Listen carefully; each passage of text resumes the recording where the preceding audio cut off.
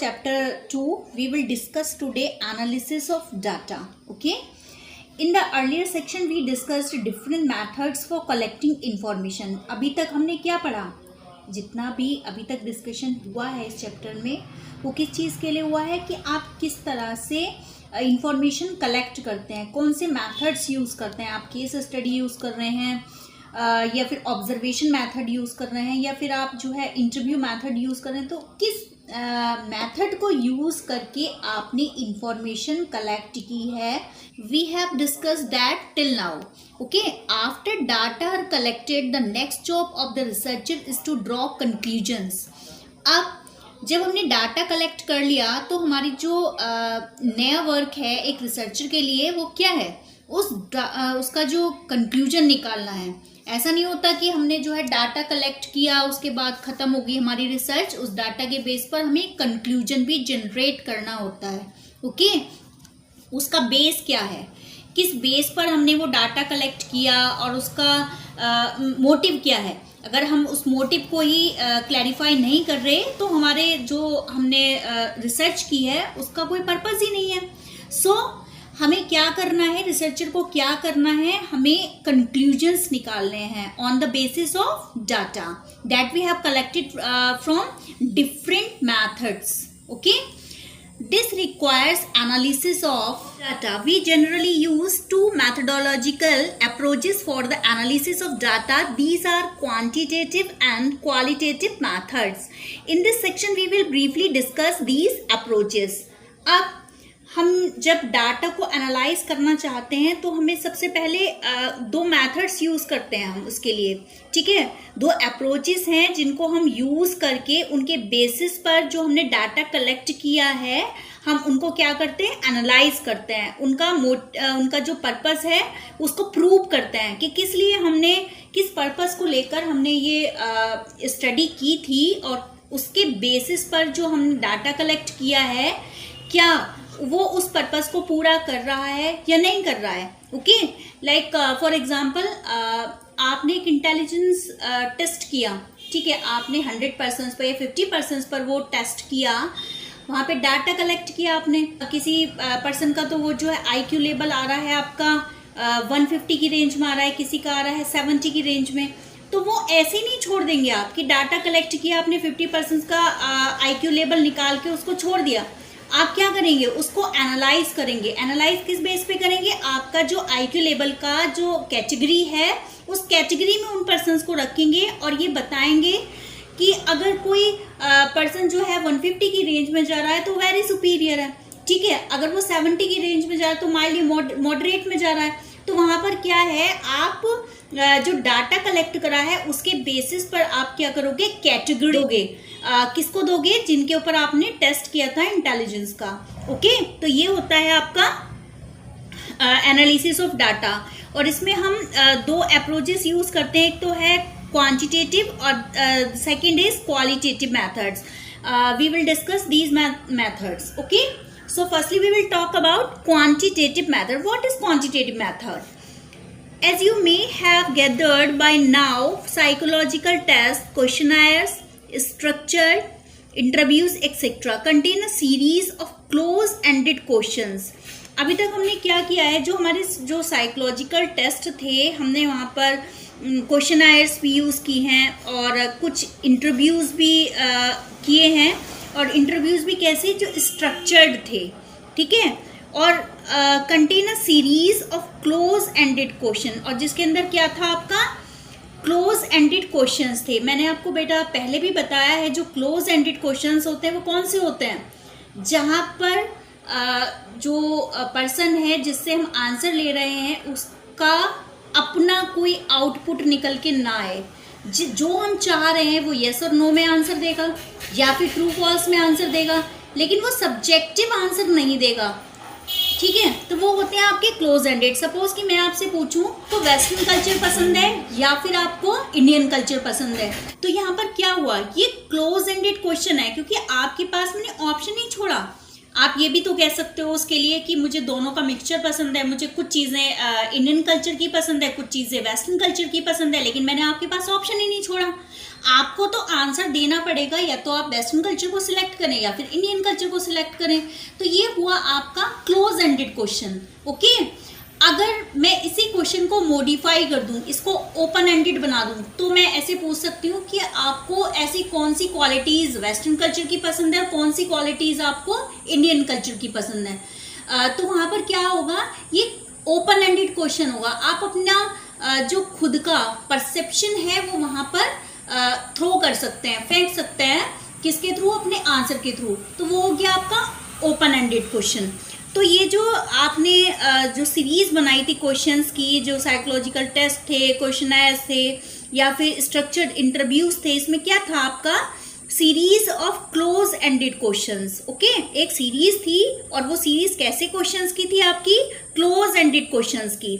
Okay, that is the question and the probable responses are given in these measures. Generally these responses are given in scaled form.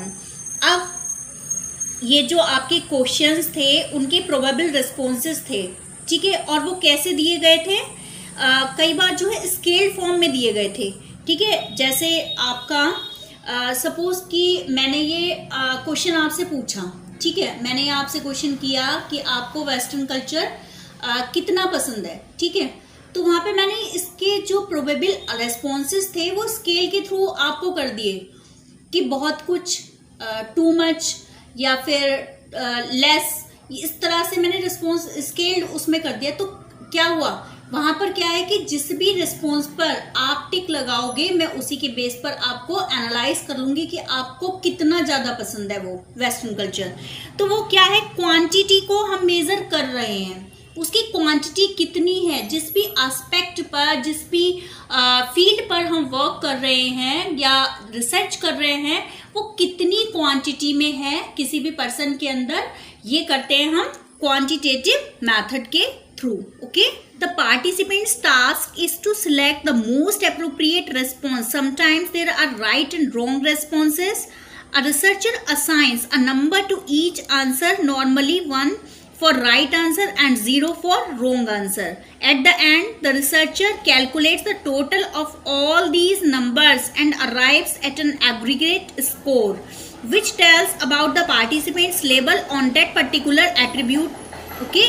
अब ये जो quantitative method है, इसमें जो participant होता है उसका जो टास्क होता है वो क्या होता है, is to select the most appropriate response. किसको सिलेक्ट करना होता है, आपका जो उसको अपने अकॉर्डिंग सबसे सही रिस्पॉन्स लग रहा है वो उसको टिक कर देता है।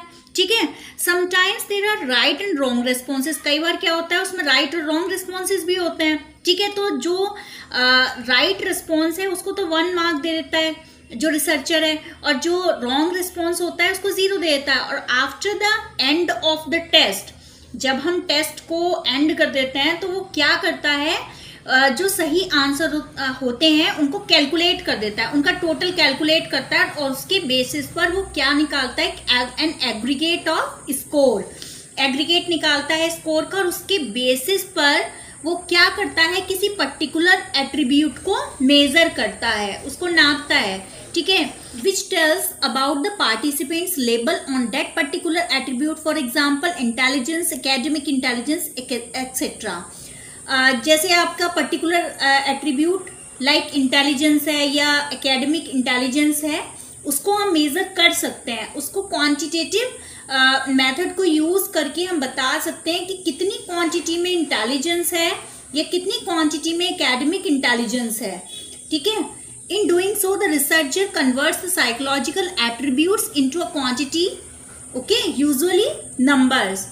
इसमें हम क्या करते हैं, जो क्वांटिटेटिव मेथड है, जो रिसर्चर है वो क्या कर देता है, जो साइकोलॉजिकल एट्रीब्यूट हैं उनको किस में कन्वर्ट कर देता है, क्वांटिटी में, और उसमें यूजुअली किसको यूज करता है, नंबर्स। फाइन, तो अब क्या होता है, आपका जो क्वांटिटेटिव मेथड है वो क्या करता है, किसी भी चीज को, किसी भी पर्टिकुलर पर्सनालिटी से रिलेटेड है कोई एट्रीब्यूट आपका या कोई भी है, तो वहां पर नंबर्स में उसको निकाल कर लेके आता है कि कितने डाटा जो कलेक्ट करता है उसके बेसिस पर जो रिजल्ट निकाल के लाता है वो किस में होता है, आपका नंबर्स में होता है। 100 है सपोज कि आपका इंटेलिजेंस लेवल है, उसने निकाला तो उसके बाद वो नंबर्स में आया उसका कि उसका इंटेलिजेंस लेवल इतना है, 120 है, तो उसके बेस पर वो क्या कर देता है कि वेरी सुपीरियर में आ रहा है। ठीक है, अगर आपका जो है 70 to 80 की रेंज में आ रही है उसकी इंटेलिजेंस, तो वो बता देता है कि वो ठीक है, एवरेज है। तो वो सब क्या है, क्वांटिटेटिव मेथड है, उसमें हम क्वांटिटी शो कर रहे हैं कि कितनी क्वांटिटी में वो पर्टिकुलर एट्रीब्यूट किसी पर्सन के अंदर है। Okay, for the purpose of drawing conclusions, a researcher may compare individuals' score with that of the group or compare the scores of two groups.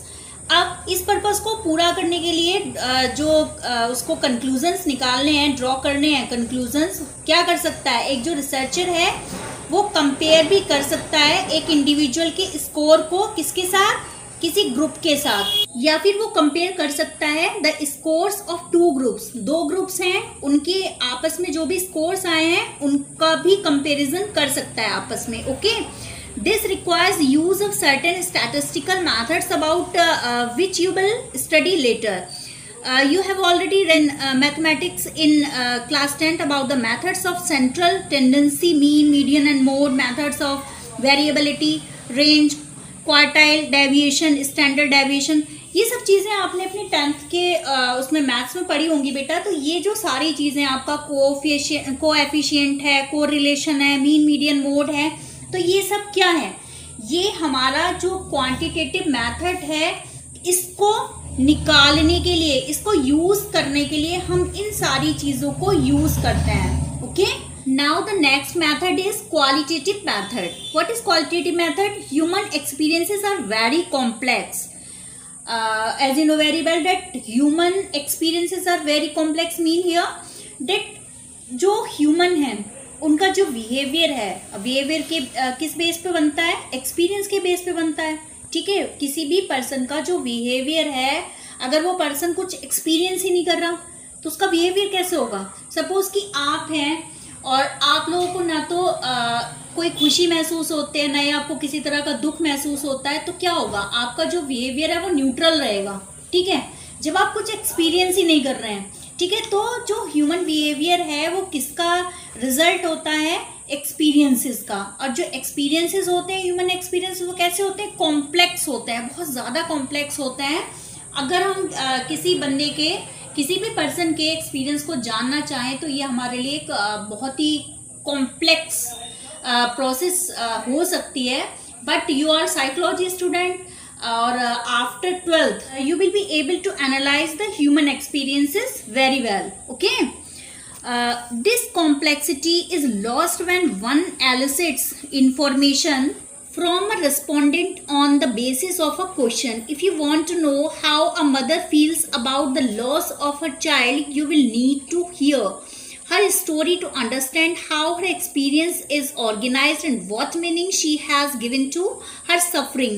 Okay, it means कि कई चीज़ें ऐसी होती हैं हमारी लाइफ में, कुछ एक्सपीरियंस ऐसे होते हैं कि जिनको हम किसी क्वेश्चन के थ्रू जिनका आंसर नहीं ले सकते। लाइक यहाँ पर इन्होंने एक एग्जांपल दिया है कि एक मदर है जिसने अपना एक जो बच्चा है उसको खो दिया है। ठीक है, अब हम उससे एक क्वेश्चन के थ्रू उसका एक्सपीरियंस पूछें तो क्या वो निकल के आ सकता है उसका आंसर कि वो कैसा फील कर रही है, उसको कैसा महसूस हो रहा है? नहीं, वहाँ पर क्या करना होगा हमें कि हमें उसकी स्टोरी सुननी होगी, उससे बात करनी होगी और उसके बेस पर हम ये निकाल सकते हैं कि वो कितना जो है पेन फील कर रही है, वो कितना उसको दुख है इस बात का कि उसने अपने जो बच्चा है वो खो दिया है। ठीक है, तो कुछ क्वेश्चंस ऐसे होते हैं जिनका हमें डायरेक्ट जो है आंसर नहीं मिलता, और वो आंसर हमें कैसे मिलता है, पर्सन से बात करके। उससे हम जब तक बात नहीं करेंगे, उसके एक्सपीरियंसेस को नहीं जानेंगे, तब तक हम उसका आंसर नहीं ले सकते। Okay, any attempt at its quantification will not enable you to get at the principles of organizing such experiences. कोई भी कोशिश यहाँ पर जो है ये जो अगर ये वाला एग्जाम्पल ही लेकर चलते हैं तो हम इसको क्या करते हैं, क्वांटिटी में नहीं इसको मेजर कर सकते कि उसका जो दुख है, उसका जो पेन है, उसकी जो सॉरोनेस है, उसको हम एक स्कोर में तो जस्टिफाई नहीं कर सकते। कि उसको 10% है, कि उसको 20% है, कि उसको 30% है, या स्कोर इसका स्कोर ये आया, नहीं कर सकते हम उस चीज को मेजर। तो वहां पर हम क्या करते हैं, क्वालिटेटिव मेथड को यूज करते हैं। Okay, psychologist have developed various qualitative methods to analyze such data. जो हमारे साइकोलॉजिस्ट हैं उन्होंने इस तरह की जो प्रॉब्लम्स होती हैं, इस तरह की जो इवेंट्स होती हैं लाइफ की, उनको मेजर करने के लिए, उनको एनालाइज करने के लिए क्या किया है, आपका क्वालिटेटिव मेथड बनाया है इस तरह के डाटा को एनालाइज करने के लिए। Okay, one of them is narrative analysis. और उनमें से क्या है, एक जो हम किसको यूज करते हैं, नैरेटिव एनालिसिस। नैरेटिव मीन्स कि नरेट करना। सपोज कि जो मदर है, हमने उससे कहा कि आप अपने एक्सपीरियंस को बताइए कि क्या हुआ था, कैसे होता, तो वो अपना पेन सारा कुछ बताएगी कि भाई ऐसे हुआ था। तो वहां पर क्या हुआ, नैरेटिव वे यूज किया हमने। नैरेटिव वे जब हमने यूज किया तो वो क्या हुआ, एक तरह से नैरेटिव एनालिसिस हुआ, किसका, डाटा का। और उसके बेस पर हमने क्या निकाला, रिजल्ट निकाला कि उस जो लेडी थी उसको कैसा फील हुआ। Okay, also data are not always available in the form of scores. और जो डाटा है वो हमेशा फॉर्म की स्कोर्स की फॉर्म में तो होता नहीं है।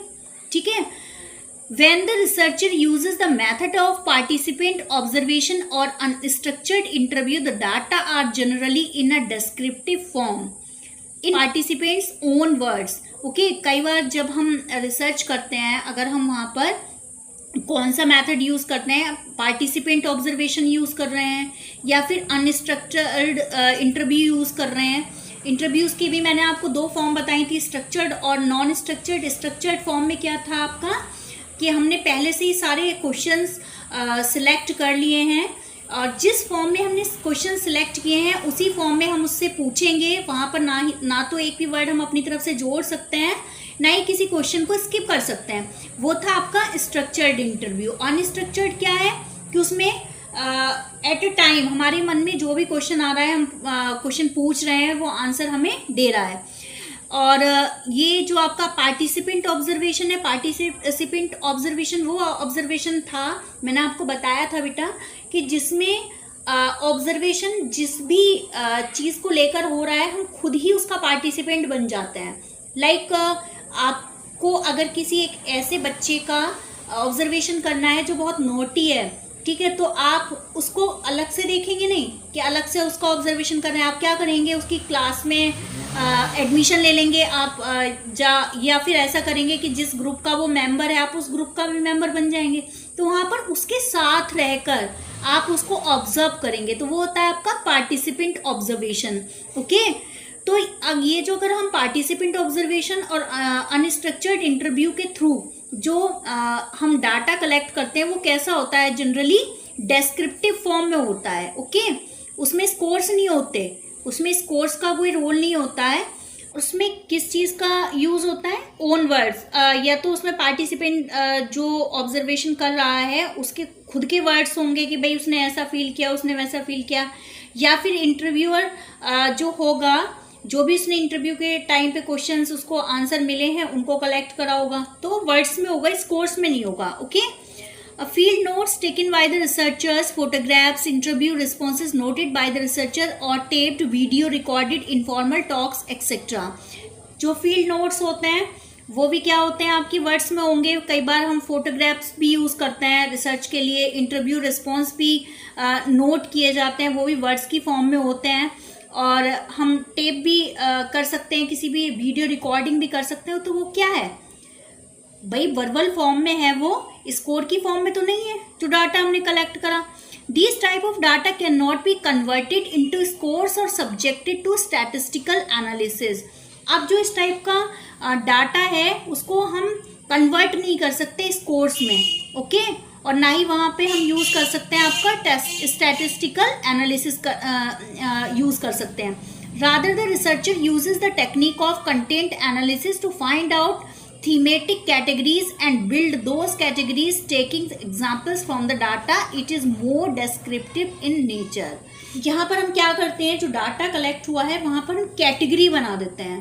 ठीक है, कैटेगरी बना के और जो हमने डाटा किया है मिला है, हमने उसको एनालाइज करा और वहाँ पे कैटेगरी बना के कैटेगरी में डाल दिया।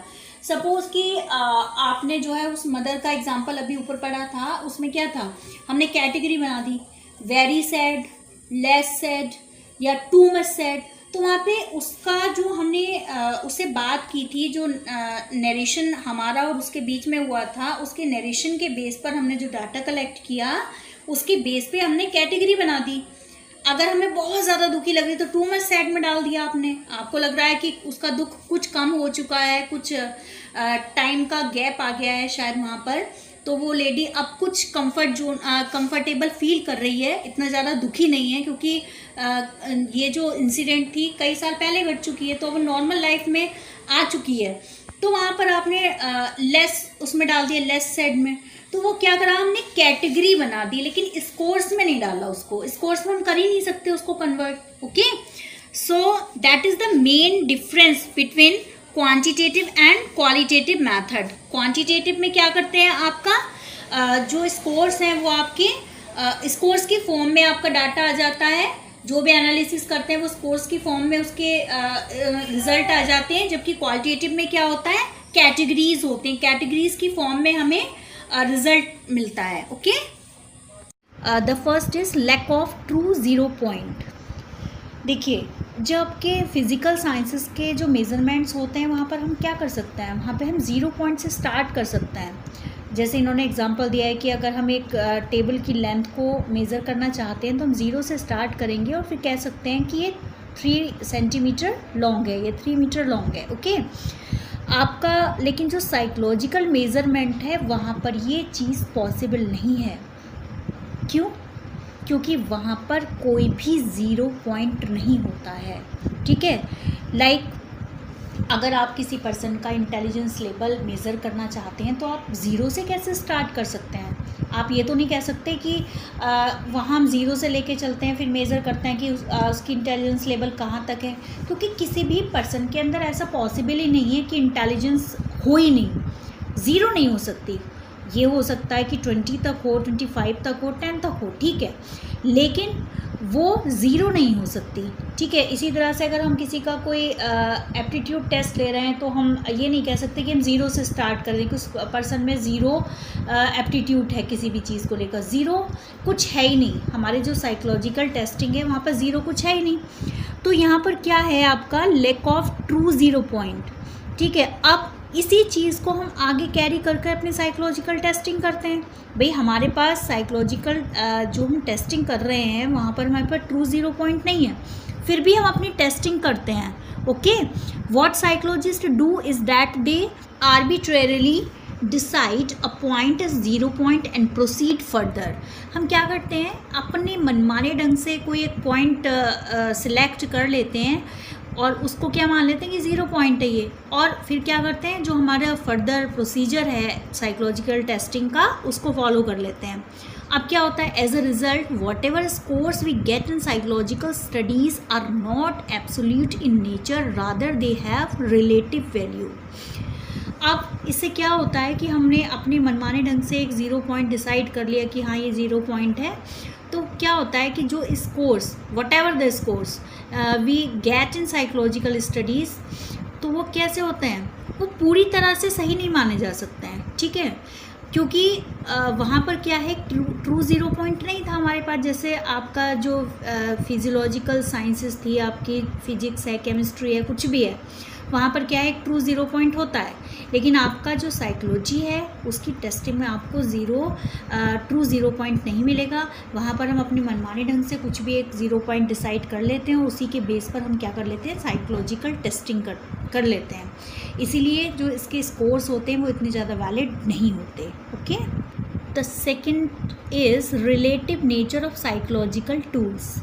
देखिए यहाँ पर क्या है कि जो हमारा साइकोलॉजिकल टेस्ट होते हैं, जो भी टूल्स हैं हम यूज़ कर रहे हैं साइकोलॉजी के टेस्टिंग के लिए, तो वो क्या होते हैं, किसी एक तरह की चीज़ के लिए, किसी पर्टिकुलर जगह के लिए, किसी पर्टिकुलर कंटेक्स्ट के लिए वो बनाए जाते हैं। ठीक है, अब जब हम किसी पर्टिकुलर कंटेक्स्ट को लेकर टेस्ट बनाते हैं तो वो क्या करते हैं, जो उसकी सेलिएंट फीचर्स होते हैं उस पर्टिकुलर कंटेक्स्ट की, उसको ध्यान में रखकर हमने बनाया, ठीक है। तो जब हम उसी टेस्ट को किसी दूसरे कंटेक्स्ट के उसमें हम उसको यूज़ करेंगे तो वहाँ पर क्या होगा, वो वैलिड नहीं होगा। सपोज़ कि एक टेस्ट हमने बनाया और वो किसको ध्यान में रख के बनाया, जो शहर के बच्चे हैं उनको ध्यान में रख के बनाया, ठीक है। वहाँ पर क्या होता है, जो आपका अर्बन एरियाज़ में जो बच्चे रहते हैं और आपके रूरल एरियाज़ में जो बच्चे रहते हैं, बहुत सारा डिफरेंस है उनके बीच में, रहन सहन में, आपकी लैंग्वेज का बहुत सारा चेंज है। तो वहाँ पर क्या है कि हमने जो टेस्ट जनरेट किया वो हमने अर्बन स्टूडेंट्स को, अर्बन चिल्ड्रन को ध्यान में रखकर जनरेट किया। फिर उसी टेस्ट को हम किस पे अप्लाई करने लगे, किसके ऊपर करने लगे, वो टेस्ट हम करने लगे रूरल एरिया में रहने वाले बच्चों के, तो वो वैलिड नहीं होगा। अगर वो टेस्ट हो भी जाता है तो उसके जो स्कोर्स होंगे वो सही हमें इंफॉर्मेशन नहीं देंगे। वो टेस्ट क्या हो जाएगा, आपका रिलायबिलिटी की कमी हो जाएगी, उसमें आपकी वैलिडिटी कम हो जाएगी। तो क्या है इसमें कि अगर हम ये चाहते हैं कि किसी पर्टिकुलर कंटेक्स्ट में अगर हम ये चाहते हैं कि भाई वहाँ पर टेस्टिंग की जाए, तो उसी के अकॉर्डिंग जो वहाँ का इन्वायरमेंट है, वहाँ की लैंग्वेज है, या जो भी वहाँ का लाइफ स्टाइल है, उसी के बेस पर हम टेस्टिंग अगर बनाते हैं और फिर करते हैं, उसको कंडक्ट कराते हैं टेस्टिंग को, तब तो वो ठीक है। अदरवाइज़ उस टेस्टिंग का कोई यूज़ नहीं है। आप खुद ही समझिए कि एक वेस्टर्न कल्चर के लिए बनाया गया है टेस्ट, ठीक है। वेस्टर्न कल्चर में क्या माना जाता है, जो बंदा अपने लिए सोच रहा है और बहुत आगे, टेक्नोलॉजी में बहुत आगे है और लैंग्वेज स्किल है उसके अंदर, कम्युनिकेशन बहुत अच्छे से करता है, तो वहाँ पर क्या माना जाता है कि उसको इंटेलिजेंट मान लिया जाता है ऐसे बंदे को। लेकिन जो हमारी इंडियन सोसाइटी है वहाँ पर तो ये नहीं है। आप अगर किसी बंदे का इंटेलिजेंस लेवल इस चीज़ से मेज़र करने लगें तो ऐसा हमारी सोसाइटी में नहीं है कि अगर कम्युनिकेशन स्किल है किसी बंदे के अंदर, ये टेक्नोलॉजी में बहुत आगे है, तो हम कह देंगे कि बहुत इंटेलिजेंट। ऐसा नहीं है। हमारे यहाँ बहुत सारा एग्रीगेट है, बहुत सारी चीज़ों का मिला जुला कर तब हम उस बंदे को एनालाइज़ करते हैं कि वो इंटेलिजेंट है। जैसे हमारे यहाँ क्या है, अगर वो बंदा सोशल नॉर्म्स के अकॉर्डिंग वर्क कर रहा है और उसके अंदर कंपैशन है, लव है दूसरों के लिए, और एम्पैथी है, सिंपैथी है, तो ये सब चीज़ें क्या है, ये भी इंटेलिजेंस के अंदर आती हैं सारी चीज़ें। लेकिन जो वेस्टर्न कल्चर है वहाँ पर इन चीज़ों का कोई रोल नहीं है इंटेलिजेंस को डिफ़ाइन करने में। तो अब जो टेस्ट वहाँ पर बनाया हमने, जनरेट किया मेज़र करने के लिए इंटेलिजेंस को या किसी भी पर्सनैलिटी ट्रेट को मेज़र करने के लिए, उसी टेस्टिंग को अगर हम इंडियन कल्चर के कंटेक्स्ट में यूज़ करने लगे तो हमें जो रिज़ल्ट मिलेगा वो वैलिड नहीं होगा। तो उसके लिए हमें क्या करना होगा, अपनी जो हमारी कल्चर है उसी के अकॉर्डिंग टेस्ट को बनाना होगा, और उसमें या तो हम कुछ चेंजेस भी कर सकते हैं, उस चेंजेस को करके हम रिफॉर्म करके वो टेस्टिंग कर सकते हैं। Okay, such tests need to be properly modified and adapted keeping in view the characteristics of the context in which they are to be used। जो टेस्ट होते हैं उनको क्या करा जा सकता है कि मॉडिफाई कर लें हम, ठीक है, एडेप्टिव उसमें मोड में ले आएँ कि जो चीज़ें हमारी कल्चर के लिए ठीक हैं हम वो अडेप्ट कर लें, ठीक है। फिर उसके बाद उस टेस्टिंग को करें। तो ये जो सारी चीज़ें हैं हमें ध्यान में रखनी चाहिए। जिस कंटेक्स्ट में हम उस टेस्ट को यूज़ करने जा रहे हैं उसके अकॉर्डिंग हमें टेस्ट को मॉडिफाइड और एडेप्टिव वे में यूज़ करना चाहिए। Okay, the third is subjective interpretation of qualitative data. अब यहाँ पर बात आती है आपकी सब्जेक्टिव इंटरप्रिटेशन की। सब्जेक्टिव इंटरप्रिटेशन क्या होता है? सब्जेक्टिव इंटरप्रिटेशन ये होता है कि किसी भी चीज़ को जब आप अपने पॉइंट ऑफ व्यू से इंटरप्रेट करने लगते हैं तो वो आपका सब्जेक्टिव इंटरप्रिटेशन हो जाता है। सपोज़ कि आपने एक ऑब्जर्वेशन किया, ठीक है। अब उस ऑब्जर्वेशन का जब डाटा आपने बनाया, उसका एनालिसिस किया, तो उस इंफॉर्मेशन में आपने अपने व्यूज़ भी ऐड किए। आपको ये अच्छा लगता है, मेरा मानना ये है, तो वहाँ पर क्या हुआ, वो सब्जेक्टिव इंटरप्रिटेशन हो गया, क्योंकि आपने जो रिपोर्ट कलेक्ट की है उसको एज इट इज़ नहीं वहाँ पे प्रेजेंट किया। आपने उसमें क्या करा, अपने खुद के व्यूज़, अपना खुद का परसेप्शन, अपनी खुद की थिंकिंग भी आपने वहाँ पर डाल दी। तो वो क्या होता है आपका सब्जेक्टिव इंटरप्रिटेशन। और ये कौन से डाटा में ज़्यादातर होता है, आपका क्वालिटेटिव डाटा में होता है। जो जैसे मैंने आपको कल एग्जांपल भी दिया था कल की क्लास में कि एक मदर है, अगर उसने अपना एक बच्चा खो दिया है, तो अगर हम उससे पूछ रहे हैं कि भाई आपको कितना दुख है, तो वो सारी चीज़ें जो है वो नरेट कर रही है सारी चीज़ें। अब वहाँ पर अगर हम सब्जेक्टिव इंटरप्रिटेशन देंगे तो वहाँ पर हो सकता है कि हमारी खुद की फीलिंग्स वहाँ पर आ जाएं जब हम इंटरप्रेट कर रहे हैं। तो वहाँ पर क्या करेंगे हम, ऐसा भी हो सकता है हम अपनी तरफ से लगे कि ऐसा लग नहीं रहा है कि इसकी मदर को कुछ ज़्यादा दुख हो बच्चे की, तो हमारा क्या है, वो हमारा जो लगना है वो क्या है, हमारा खुद का परसेप्शन है, जबकि खुद का परसेप्शन वहाँ पर नहीं डालना है। वहाँ पर हमें क्या करना है, जो भी वो वुमेन जो है बता रही है, जो लेडी बता रही है, उसको उसी तरीके से इंटरप्रेट करना है।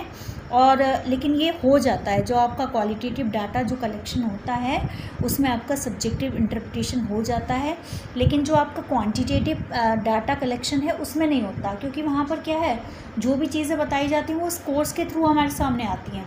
अब इस कोर्स को तो आप अपनी तरह से इंटरप्रेट नहीं कर सकते। सो जो सब्जेक्टिव इंटरप्रिटेशन है आपका कहाँ पे इफ़ेक्ट डालता है, आपका क्वालिटेटिव डाटा पर इफ़ेक्ट डालता है। Okay, now the last topic is ethical issue. ये हम सभी को पता है कि जो हमारी साइकोलॉजिकल रिसर्च है वो किस पर डिपेंड है, किन चीज़ों को लेकर वो रिसर्च करती है, अपनी ह्यूमन बिहेवियर को। ठीक है, सो जब हम ह्यूमन बिहेवियर को एनालाइज करते हैं या उसके ऊपर रिसर्च करते हैं, तो जो कुछ हैं हमारी मोरल कंसर्न है वो हमें फॉलो करने चाहिए, जो सर्टेन एथिक्स हैं वो हमें फॉलो करने चाहिए, like respect for persons privacy and choice to participate in the study, beneficence or protecting the participants in the study from any harm, and justice or sharing the benefits of research with all participants. We will discuss all these principles in detail, like voluntary participation. Voluntary participation means कि जिस भी person पर आप research करना चाहते हैं, psychological testing करना चाहते हैं, उसका क्या होना चाहिए, अपनी इच्छा से वो पार्टिसिपेट कर रहा हो, वो खुद से चाहता हो कि हाँ चलिए आप उसके ऊपर एक्सपेरिमेंट कर लीजिए, आप उस पर रिसर्च कर लीजिए। ऐसा नहीं है कि वो जो है वो अनविलिंगली आप उसको अपनी साइकोलॉजिकल टेस्टिंग के लिए यूज़ कर रहे हो। तो वहाँ पर क्या ज़रूरी होता है कि वो वॉलेंट्री पार्टिसिपेशन करे, उसकी अपनी खुद की एक डिसीज़न है कि भाई हाँ चलिए कर लीजिए मेरे ऊपर psychological testing, I am ready for that.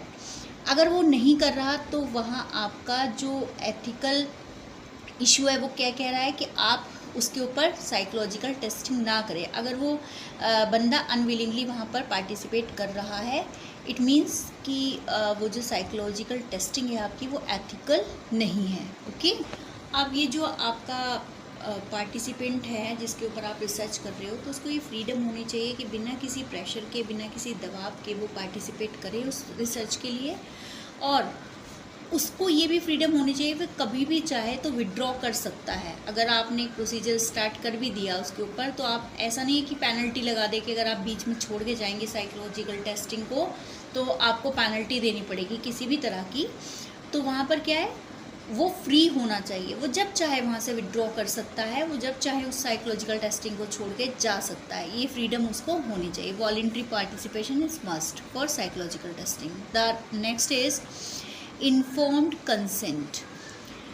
ये ज़रूरी है कि जो पार्टिसिपेंट्स होते हैं जिनके ऊपर हम स्टडी कर रहे हैं, उनको ये पता होना चाहिए कि क्या होगा जब हम स्टडी करेंगे, जो हम साइकोलॉजिकल टेस्टिंग करेंगे उसके दौरान क्या क्या हम करेंगे, क्या क्या क्वेश्चंस पूछेंगे, किस तरह से हम उनके ऊपर टेस्टिंग करेंगे, ये सब कुछ उनको पता होना चाहिए।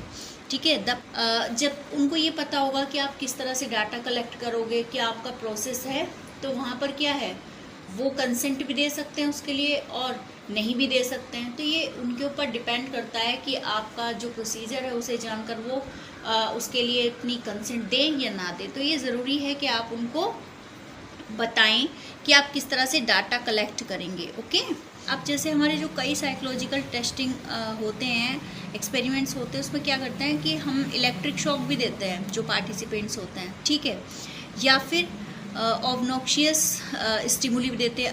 ऑब्नॉक्शियस स्टिमुली कौन से होते हैं? जो हार्मफुल होते हैं, अनप्लीजेंट होते हैं। तो उसमें क्या है कि अगर हम उनको पहले नहीं बताएंगे और अचानक से टेस्टिंग के बीच में हम ये सारी चीज़ें कर रहे हैं तो ये चीज़ गलत है, एथिक्स के खिलाफ है ये। तो वहाँ पर क्या है, हम उनको पहले से ही बताएंगे कि हम इलेक्ट्रिक शॉक भी देंगे आपको, और या फिर ऑब्नॉक्शियस स्टिमुली भी आपको एक्सपेरिमेंट के अंदर आपको ये सब चीज़ें झेलनी पड़ेंगी। तो वो उसके ऊपर डिपेंड करता है कि वो उसके लिए अग्री है या नहीं अग्री है। लेकिन ये हमारी जो है ड्यूटी बनती है कि हम उसको पहले से ही बताएं कि आपको इस तरह की सिचुएशन में भी एक्सपेरिमेंट के बीच में रहना पड़ेगा। ओके, ये जो हमारी टेस्टिंग होती है इसमें क्या करते हैं, जो हमारे पार्टिसिपेंट होते हैं कई बार अपनी प्राइवेट इंफॉर्मेशन भी शेयर करते हैं।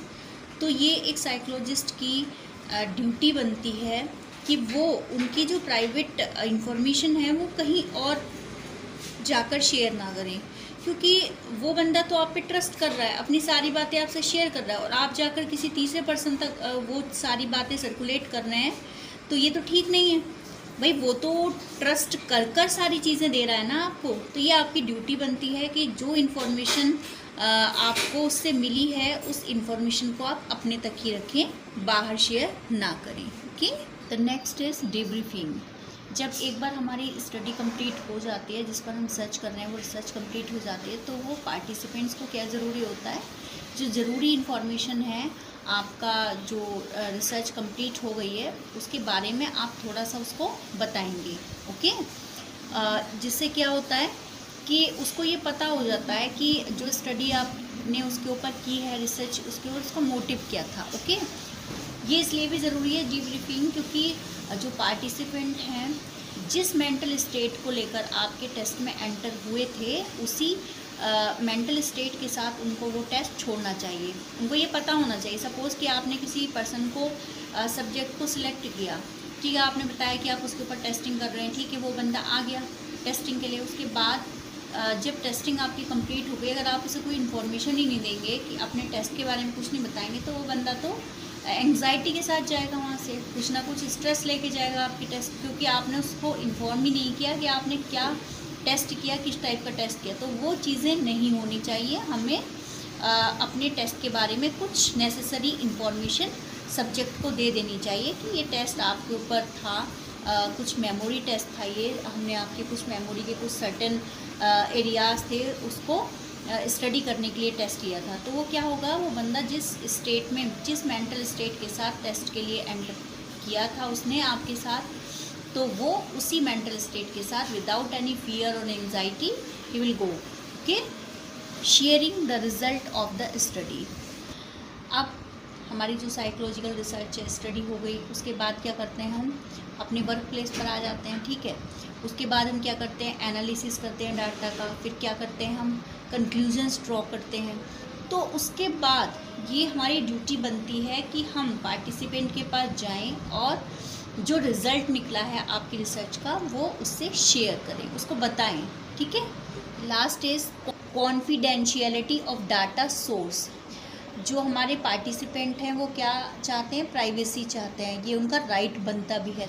जो आपका रिसर्चर है उसको क्या करना चाहिए, जो इन्फॉर्मेशन आपने कलेक्ट की है, जो भी चीज़ें आपने कलेक्ट की हैं ड्यूरिंग द साइकोलॉजिकल टेस्टिंग, वो क्या करे, उनको कॉन्फिडेंशली उनको उस रिकॉर्ड को मेंटेन करके रखे। ऐसा नहीं है कि आपने वहाँ पे जो भी चीज़ें कलेक्ट की हैं, जो भी डाटा आपने कलेक्ट किया वो सबको बताते घूमे आप, क्योंकि वो चीज़ गलत है। आप अगर उस डाटा को रिसर्च की पर्पज़ से तो यूज़ कर सकते हैं, ठीक है, लेकिन ऐसा नहीं होना चाहिए कि आपके पास कोई अदर पार्टी आए, इंटरेस्टेड पार्टी, और आपसे कहे कि लाइए हमें डाटा दे दीजिए, हम देखना चाहते कि इंडिविजुअली किस किस बंदे ने क्या क्या इन्फॉर्मेशन आपको दी है। तो ये गलत है। देखिए बेटा, साइकोलॉजी एक ऐसा सब्जेक्ट है जहाँ पर अगर आप साइकोलॉजिस्ट बनना चाहते हैं या आप काउंसलर बनना चाहते हैं, साइकेट्रिस्ट बनना चाहते हैं, तो वहाँ पे आपके अंदर ये एबिलिटी होनी चाहिए कि आप सब्जेक्ट की या पार्टिसिपेंट की जो भी बातें हैं, जो भी चीज़ें वो आपसे शेयर कर रहा है उसको कॉन्फिडेंशियल रख सकें। अदरवाइज़ आपके पास आएगा ही कौन, भाई देखिए, आप काउंसलर रूम में जाते हैं तो वहाँ पर आप सारी बातें शेयर करके आते हैं। अब काउंसलर अगर उन बातों को अदर लोगों के साथ शेयर करने लगे, अदर स्टूडेंट्स के साथ शेयर करने, अदर टीचर्स के साथ शेयर करने लगे, तो क्या काउंसलर के पास कोई अपनी प्रॉब्लम्स लेके जाएगा? नहीं जाएगा। तो साइकोलॉजी के जो बंदे होते हैं, ये एबिलिटी उनमें होनी चाहिए कि वो बातों को कॉन्फिडेंशियल रख सके। ठीक है।